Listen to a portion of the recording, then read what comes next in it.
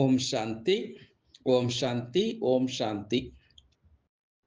நாம் தொடர்ச்சியாக ஆத்மீக கதையை பற்றி பார்த்து கொண்டு வருகின்றோம். அந்த வகையில நேற்று ஆத்திம் தாய் அந்த வேதாளத்திலிருந்து எப்படி தப்பிக்கிறார் அந்த வீரர்களோடு இன்று நாம் தொடர்ச்சியை பற்றி பார்க்கலாம்.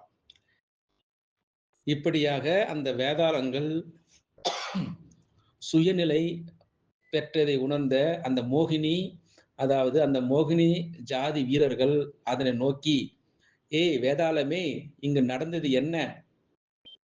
ஒன்றையும் ஒலிக்காமல் மளமளவென்று சொல்லிவிடு, இல்லை என்றால் உன்னை தொலைத்து விடுவோம், ஜாக்கிரதையாக என்று பயமுறுத்தினார்கள்.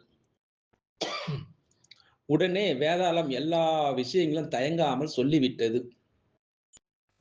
என்னை ஒன்று செய்யாதீர்கள், நான் முகரனஸ் என்ற வேதாள தலைவனுடைய கையாட்களில் ஒருவன். நாங்கள் கூட்டமாக இங்கு வந்தோம். அப்பொழுது இங்கே ஒரு தங்க ஆசனத்தில் மனித ஜாதியை சேர்ந்தவனும் உங்களுடைய இனத்தார் இருவரும் இருப்பதை கண்டோம். அருகே வந்து அவர்களை பிடிக்க போன பொழுது இரு தரத்தாருக்கும் கடும் போர் நடந்தது. எங்களிலே 3 பேர் மடிந்து போய்விட்டார்கள். அதோ அவர்களுடைய பிரேதங்கள். நான் மட்டும்தான் உயிரோடு போராடி கொண்டிருக்கிறேன். முடிவிலே அந்த மனிதரையும் உங்களுடைய இனத்தார் இருவரையும் எங்களுடைய ஆட்கள் பிடித்து விட்டார்கள். அவர்கள் மூவரையே இழுத்து கொண்டு தலைவனிடம் சென்றார்கள். அவ்வளவுதான் எனக்கு தெரியும். அதற்கு மேல் நடந்ததை எங்கள் தலைவனை கேட்டுத்தான் தெரிந்து கொள்ள வேண்டும் என்று கூறி முடித்தது அந்த வேதாளம். அந்த நிகழ்ச்சிகளை கேட்ட வீரர்கள் சற்றும் தயங்காமல் அந்த வேதாளத்தை இழுத்து கொண்டு ஷம்ஷா அந்த பாதுஷாவின் முன் சென்று நின்றார்கள். அவர்களை கண்டதும் விஷயத்தை ஒருவாறு புரிந்து கொண்ட மோகினி மன்னன் கோபம் தன்னுடைய கண்களில் அனலென பறக்க எரிந்து விழுந்தான். முட்டாள்களே, பர்ஜக் தீவுக்கல்லவா இது? உங்களை அனுப்பினேன், இவ்வளவு சீக்கிரத்தில் திரும்பி விட்டீர்களே. அப்படியானால் அந்த பர்ஜக் அந்த தீவுக்கு நீங்கள் செல்லவில்லையா? அந்த ஆத்திம் பெருமான் எங்கே? சீக்கிரம் சொல்லுங்கள் அப்படி என்று கர்ஜித்தான். பாவம், அந்த வீரர்கள் குலை நடுங்கி போய்விட்டார்கள். நாங்கள் அந்த பர்ஜக் தீவை நோக்கித்தான் பறந்து கொண்டிருந்தோம். வழியில் ஆகாரம் சேகரித்து வர ஓரிடத்தில் இறங்கினோம். ஆத்திம் அந்த பாதுஷாவையும் நம்முடைய ஆட்களில் இருவரையும் அந்த இடத்தில் இருக்க செய்து கனி வகைகளை பறித்து வர காட்டுக்கு சென்றோம். நாங்கள் திரும்பி வந்து பார்த்த பொழுது அங்கே ஒருவரையும் காணாது திகைத்து போனோம்.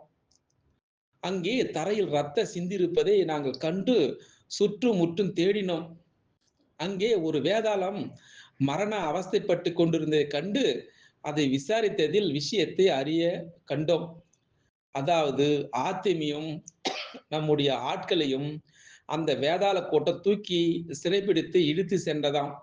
சாகும் நிலையில் நாங்கள் கண்ட அந்த வேதாளம் இதுதான் என்று தங்கள் பக்கத்தில் அந்த பய மிகுதியால் கை கட்டி நின்றிருந்த அந்த வேதாளத்தை சுட்டி காட்டினார் அந்த வீரர்கள். அந்த வேதாளத்தை கண்டதும் பாதுஷாவுக்கு எங்குமில்லாத ஆத்திரம் வந்து விட்டது. அதனுடைய குரல் வலையை பிடித்து அமுக்கி கொன்று விடலாம், பாதகம் இல்லை அப்படின்னு நினைத்தான் அந்த மன்னன். அதற்குள் அந்த வேதாள உடலெல்லாம் நடுநடுங்க, பாதுஷா அவர்களே, என்னை ஒன்று செய்யாதீர்கள், தலைவனுடைய ஆணைப்படி நான் நடந்தே நின்று நானாக ஒன்று செய்யவில்லை என என்னுடைய அறியாமையை மன்னித்தருள வேண்டும் அப்படின்னு கூறி காலில் விழுந்து வேண்டிட்டு அந்த இருவரும். மனம் சற்றும் சாந்தமடையாத அந்த மோகினி மன்னன் அந்த வேதாளத்தை நோக்கி, உன் தலைவனுக்கு அவ்வளவு கர்வமா? முடிவில் என்னுடைய பிரஜைகள் மீதே கை வைத்து விட அவனுக்கு எவ்வளவு துணிவு வந்து விட்டதா? அப்படி என்று வேதாள தலைவனை ஆத்திரமுடன் திட்டினார். அவனுடைய ஏச்சையும் பேச்சையும் கண்ட அந்த வேதாளம் மிக பணிவாக, பாதுஷாவே, தாங்கள் இருந்து விட்டீர்கள் என்றுதான் எங்கள் தலைவன் நினைத்திருக்கிறான் என்றான். அதை கேட்டதும் பாதுஷாவுக்கு மேலும் ஆத்திரமும் சரி கோபமும் பொங்கி கொண்டு வந்தது. தன் படைத்தலைவன் பக்கமாக திரும்பி, இப்பொழுதே நமது படையை திரட்டி அந்த வேதாள பிரதேசத்தை சின்ன பின்னமாக்கு, அந்த முகரனஸ் என்ற வேதாள தலைவனை என்னுடைய காலடியில் கொண்டு வந்து சேர் அப்படி என்று கட்டளையிட்டான் அந்த பாதுஷா. அந்த கணமே பாதுஷாவினுடைய கட்டளைப்படி 36,000 வீரர்கள், 36,000 வீரர்கள் கொண்ட ஒரு பெரும் படை அந்த கோட்டை வாயில் காத்திருந்தது. பாதுஷா அந்த படைக்கு தலையை தாங்கி நடத்தி சென்றான். 3 நாட்களாக வானத்தில் காற்றோடு காற்றை பறந்து சென்று 3வது நாள் அந்த முகரனஸ் என்ற அந்த வேதாள தலைவனுடைய அந்த பிரதேசத்தை அடைந்து அந்த பெரும்படையில் அந்த பிரதேசத்தினுடைய காட்டிலே அந்த படையை மறைந்திருக்கும்படி கட்டளையிட்டான் மன்னன். அது மட்டுமல்ல, அந்த காட்டில் அந்த முகரனஸ் அடிக்கடி வேட்டையாட வருவான் என்பதை தன்னிடம் சிறைப்படுத்தப்பட்ட அந்த வேதாளம் மூலமாக மன்னன் அறிந்திருந்த காரணத்தினால்தான் படைகளை காட்டில் என்ன சொன்ன, அந்த படைகளே இந்த காட்டில் மறைத்து வைத்தான். முகரனஸ் அந்த காட்டிற்கு வேட்டையாட வரும்பொழுது அவன் படை வீரர்களை தாக்கி அவனை மட்டும் உயிரோடு பிடித்து வருமாறு தம்முடைய படைகள் வீரர்களுக்கு ஆணையிட்டிருந்தான்.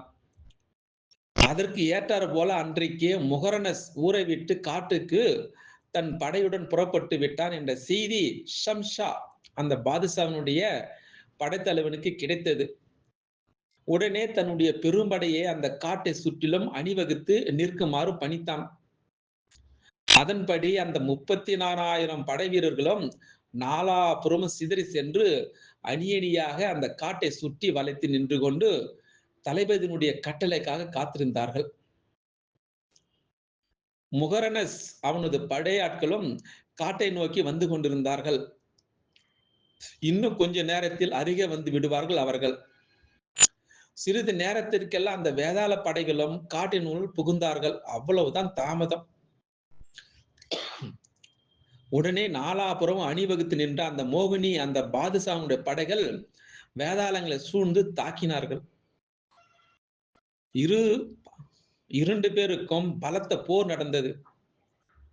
பாதுஷாவின் படைகள் பலசாலி மட்டுமல்ல, எண்ணிக்கையிலும் ஏராளமாக இருந்ததால் அதிவிரைவிலே அந்த வேதாள படைகளை வென்று முகரனஸ் என்ற அந்த வேதாள தலைவனிடம் சரி, உயிருடன் இருந்த மற்ற வேதாளங்கள் சிறைப்படுத்தி விட்டார்கள்.